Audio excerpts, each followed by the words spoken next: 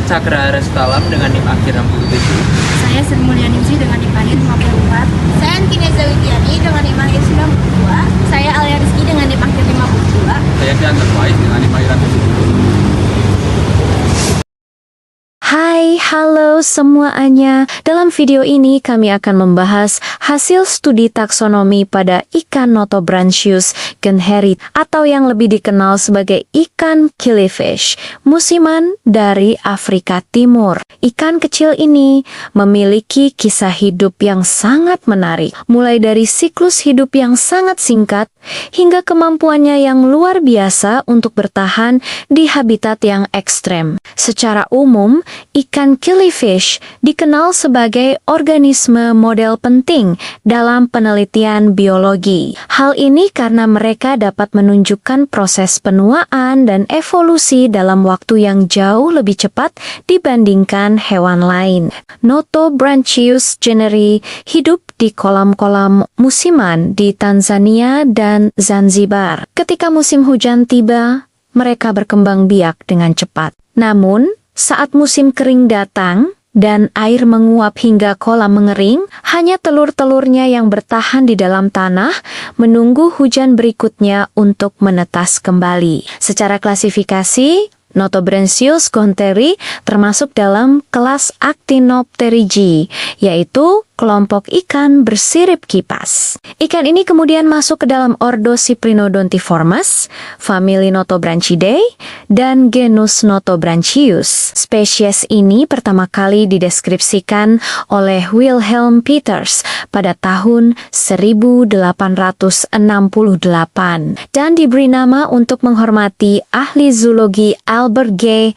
Enzer. Ikan jantan dewasa memiliki warna merah cerah dengan corak biru kehijauan yang khas. Sedangkan betinanya cenderung berwarna lebih pucat. Mereka hanya hidup sekitar 6 bulan di alam liar, tetapi selama waktu singkat itu, mereka menyelesaikan seluruh siklus hidupnya lahir, tumbuh, kawin, dan mati sebelum kolam tempat tinggalnya mengering kembali. Dalam satu populasi, ikan ini menunjukkan variasi genetik dan morfologi yang tinggi. Warna tubuh, tingkat agresivitas, hingga kecepatan pertumbuhan dapat berbeda tergantung pada kondisi habitat. Karena setiap kolam tempat mereka hidup terisolasi secara geografis, masing-masing populasi berkembang dengan jalur genetiknya sendiri. Dari sinilah muncul proses spesiasi alopatrik, yaitu terbentuknya spesies baru akibat adanya pemisahan geografis. Studi terbaru menemukan bahwa beberapa populasi yang sebelumnya dianggap sebagai satu spesies ternyata memiliki perbedaan genetik dan morfologi yang cukup signifikan. Sebagai contoh, Notobranchius genheri dan Notobranchius melanospilus yang dahulu dianggap hanya variasi lokal, kini telah diakui sebagai dua spesies yang berbeda. Isolasi habitat dan siklus hidup yang cepat ini memungkinkan proses evolusi pada ikan. Notobranchius asteris berlangsung dalam waktu yang relatif singkat. Faktor lingkungan seperti suhu, kadar garam, dan durasi genangan air juga mendorong perbedaan adaptasi di setiap populasi. Pada tahun 2021, sistem tata nama ilmiah atau nomenklatur juga diperbarui agar lebih konsisten